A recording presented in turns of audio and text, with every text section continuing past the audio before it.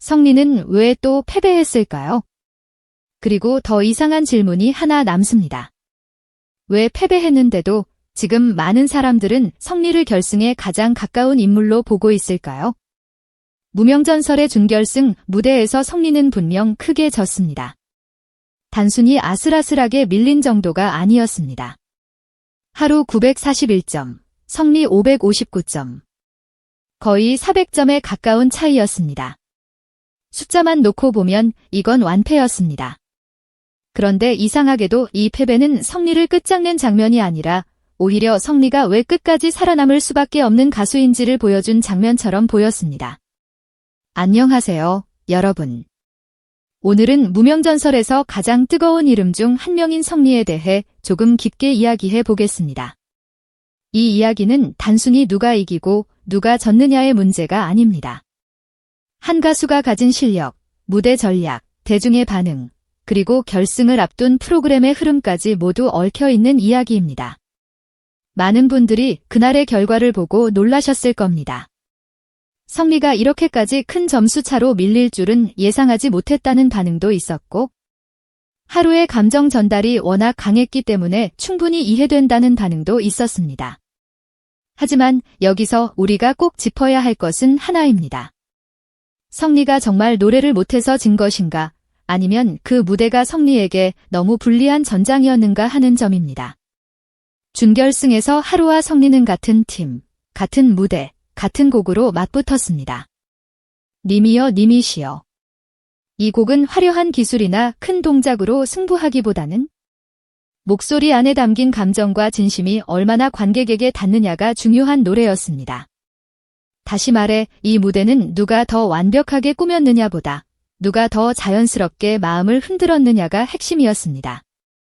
그리고 바로 그 지점에서 하루는 강했습니다. 하루의 무대는 과하지 않았습니다. 감정을 억지로 밀어붙이지 않았고 노래 안에서 자연스럽게 흘러가게 만들었습니다. 듣는 사람 입장에서는 부담 없이 들어오고 어느 순간 마음속에 스며드는 힘이 있었습니다. 이런 무대는 현장에서 특히 강합니다. 눈앞에서 직접 듣는 관객은 완성도보다도 먼저 감정의 온도를 느끼기 때문입니다. 반대로 성리는 지금까지 전혀 다른 방식으로 강점을 만들어온 가수였습니다. 성리는 단순히 노래만 하는 사람이 아닙니다. 무대를 설계하는 가수에 가깝습니다. 리듬, 동작, 시선, 손끝, 조명과 분위기까지 계산해서 하나의 장면을 만들어내는 스타일입니다. 카사블랑카 같은 무대에서 보여줬듯이 성리의 무대는 듣는 무대이면서 동시에 보는 무대였습니다. 그래서 사람들은 그의 무대를 하나의 작품처럼 기억했습니다. 하지만 준결승의 조건은 달랐습니다. 움직임은 제한되고 퍼포먼스는 최소화되고 결국 남는 것은 목소리와 감정이었습니다. 성리가 가장 잘하는 무기를 마음껏 꺼낼 수 없는 자리였습니다. 비유하자면 칼을 잘 쓰는 장수가 활쏘기 경기장에 세워진 것과 비슷했습니다. 실력이 없는 것이 아니라 자신이 가진 가장 강한 무기를 펼치기 어려운 환경이었던 겁니다. 이 지점에서 성리의 첫 번째 약점이 드러났습니다. 그는 무대를 너무 잘 만드는 가수입니다.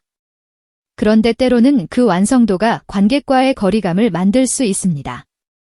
너무 정확하고, 너무 정교하고, 너무 흔들림이 없으면 관객은 감탄은 하지만 함께 울지는 못할 때가 있습니다.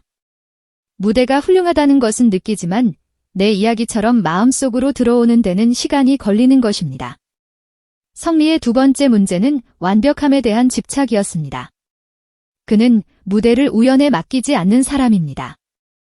어느 지점에서 감정이 올라오고 어느 순간 고음이 터지고 어느 호흡에서 시선이 바뀌는지까지 치밀하게 설계합니다. 이것은 분명 장점입니다. 하지만 감정을 겨루는 무대에서는 그 장점이 때로 약점으로 바뀝니다. 감정은 너무 완벽하게 정리되어 있으면 살아있는 감정보다 재현된 감정처럼 느껴질 수 있기 때문입니다. 하루는 감정을 통제하기보다 따라갔습니다. 반면 성리는 감정을 붙잡고 이끌려 했습니다. 이 차이가 점수 차이를 만든 가장 큰 이유 중 하나로 보입니다. 하루의 노래는 관객을 안으로 끌어안았고 성리의 노래는 관객 앞에 완성된 장면을 보여주었습니다.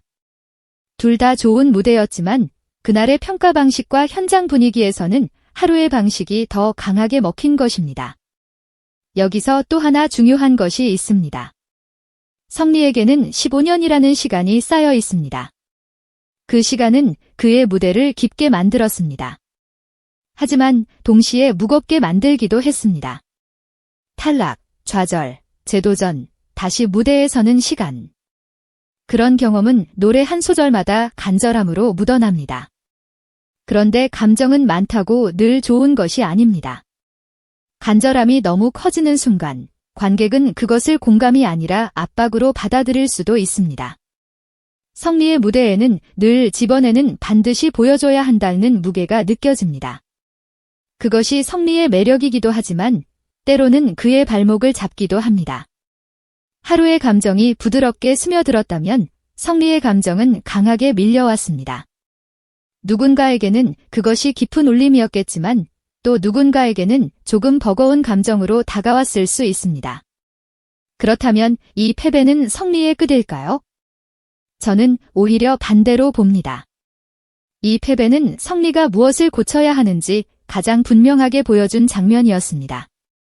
그리고 무서운 점은 성리는 이미 한 번 그 변화를 증명한 적이 있다는 겁니다. 바로 부활전입니다.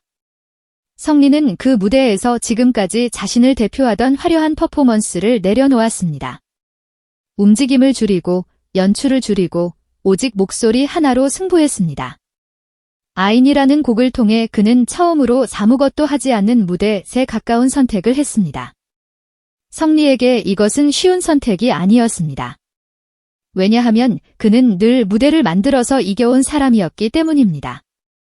그런데 결과는 강했습니다. 1245점이라는 높은 점수, 그리고 완전히 달라진 평가.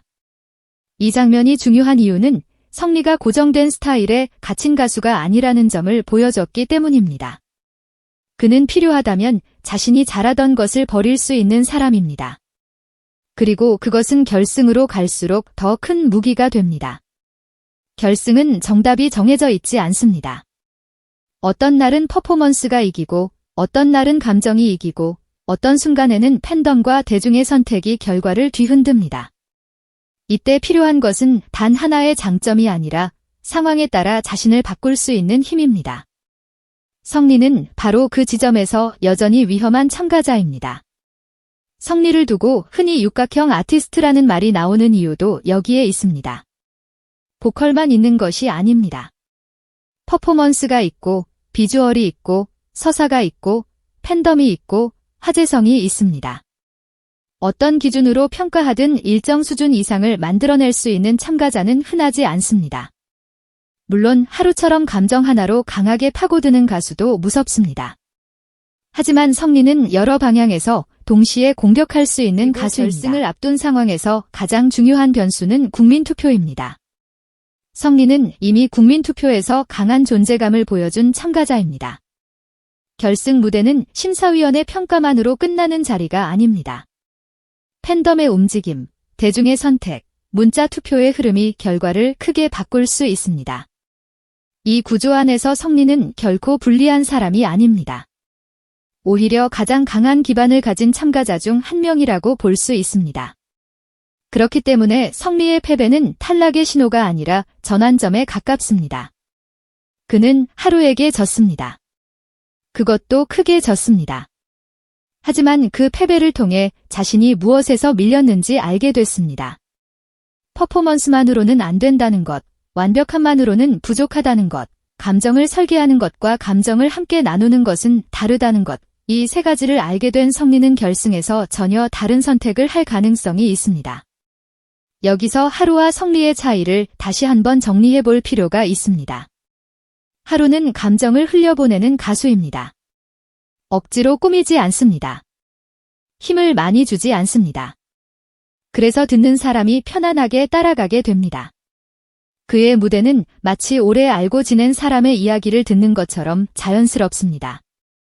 반면 성리는 감정을 설계하는 가수입니다. 그는 한 곡 안에 장면을 만들고 흐름을 만들고 클라이맥스를 만듭니다. 그의 무대는 영화의 한 장면처럼 강합니다. 그래서 성리의 무대는 기억에 남습니다. 다만 그 기억이 때로는 감동보다 감탄에 가까울 때가 있습니다. 이것이 두 사람의 가장 큰 차이입니다. 하루는 관객과 함께 울고 성리는 관객에게 울음을 보여줍니다. 이 차이가 준결승에서는 하루에게 유리하게 작용했습니다. 하지만 결승에서는 반드시 같은 결과가 나온다고 말할 수 없습니다. 왜냐하면 결승은 더 큰 무대이고 더 복잡한 평가가 작동하며 더 강한 서사가 필요하기 때문입니다. 성리는 지금 단순한 참가자가 아닙니다. 그는 무명전설이라는 프로그램 안에서 긴장감을 만드는 핵심 인물입니다. 성리가 있으면 순위가 흔들립니다. 성리가 있으면 논쟁이 생깁니다. 성리가 있으면 결승의 구도가 단순하지 않아집니다. 이것은 제작진 입장에서도 시청자 입장에서도 쉽게 놓칠 수 없는 요소입니다. 프로그램이 끝까지 긴장감을 유지하려면 강한 참가자가 필요합니다. 실력만 강한 참가자도 필요하지만 이야기를 가진 참가자가 더 오래 남습니다. 성리는 두 가지를 모두 가지고 있습니다. 무대 위에서는 실력으로 버티고 무대 밖에서는 서사로 사람들의 관심을 끌어당깁니다.